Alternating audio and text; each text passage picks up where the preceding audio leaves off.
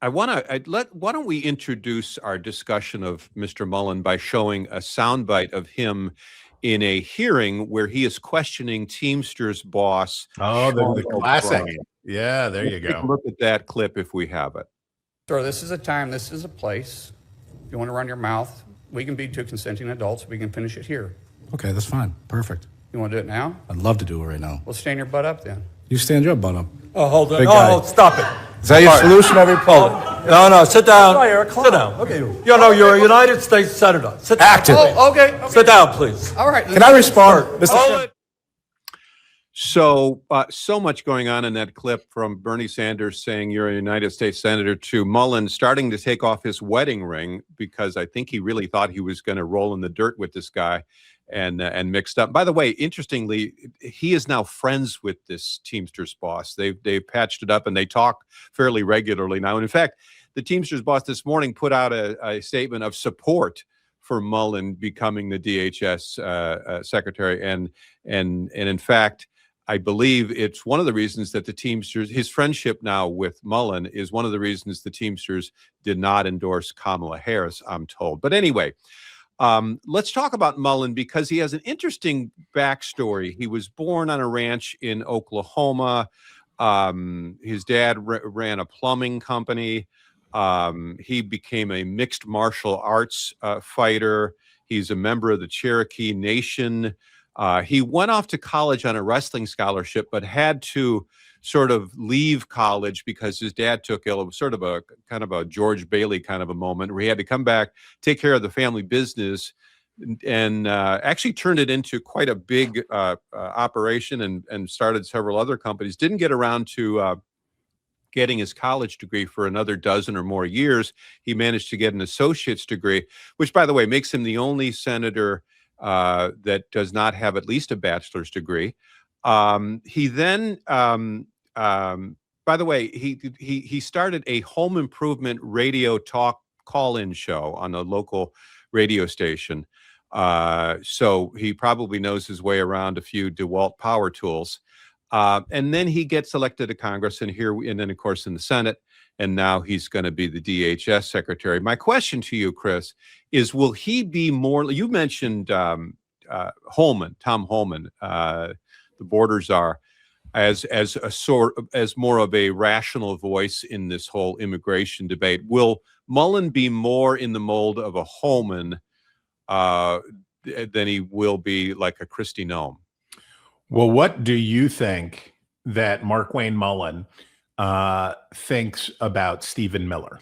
Right? I don't know. I don't claim any special knowledge, but I doubt that Markwayne Mullin is afraid of Stephen Miller.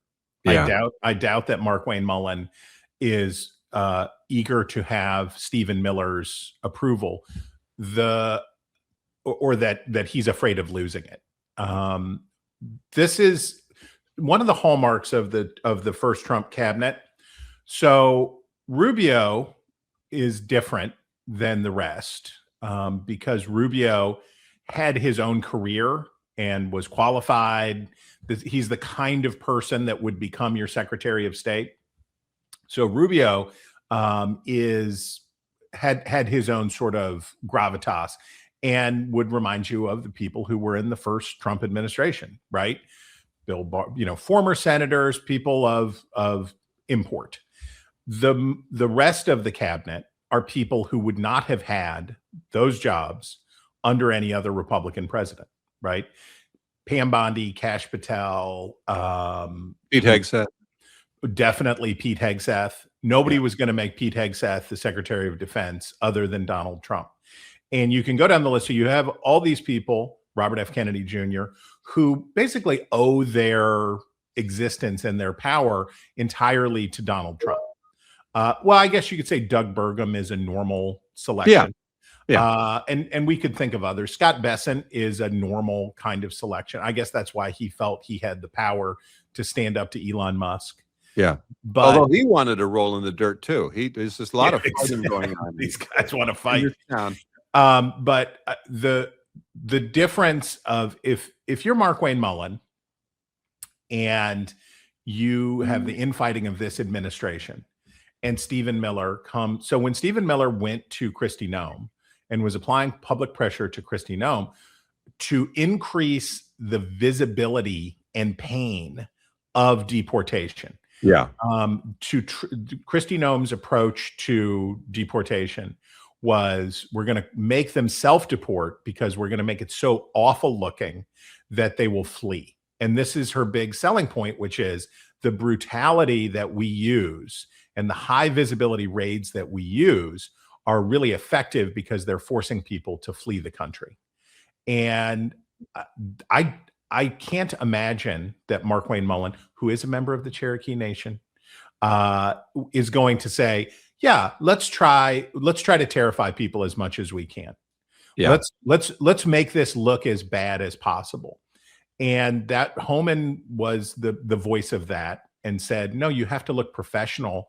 You have to make people feel comfortable that you're enforcing the law fairly, and that you may have to use hard tactics and you may have to make hard choices, but you cannot make yourself look like a bunch of brown shirts. Yeah. And I can't imagine that Markwayne Mullin will think that that's a good idea from Stephen Miller or want to go along with it.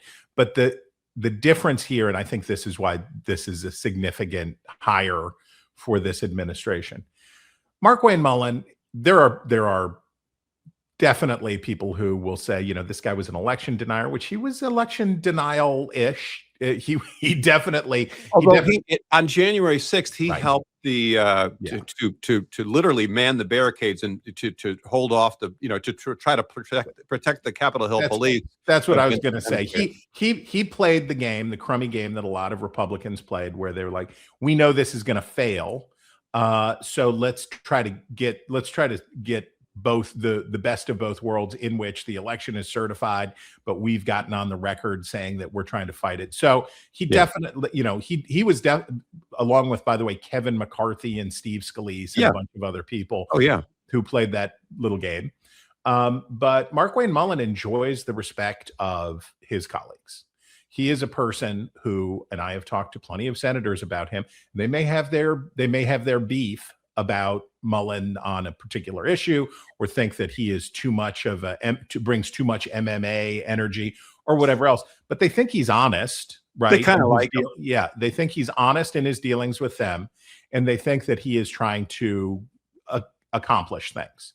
And Trump likes him because he's a big, strong, tough guy, and Trump likes him because of the MMA thing, and he likes him because he looks straight out of Central Casting. He looks like Walker, Texas Ranger. Yeah. And that makes Donald Trump feel good about it. And look, I don't know that it will be enough to get this shutdown ended. I don't know that it will be enough to start to restore the agency's reputation to a substantial degree. But I know that this is the choice of a grown-up administration, not the wild, very online urgings of Trump, the Trump 2.0, 1.0. So I think we're in Trump 2.0, 2.0. Yeah. And by the way, Senator John Thune, the majority leader, said that by getting rid of Kristi Noem, that this will go a long way to trying to convince Democrats to fund DHS, because that was one of their big sticking points. I still think there's a bunch of other sticking points, but we'll see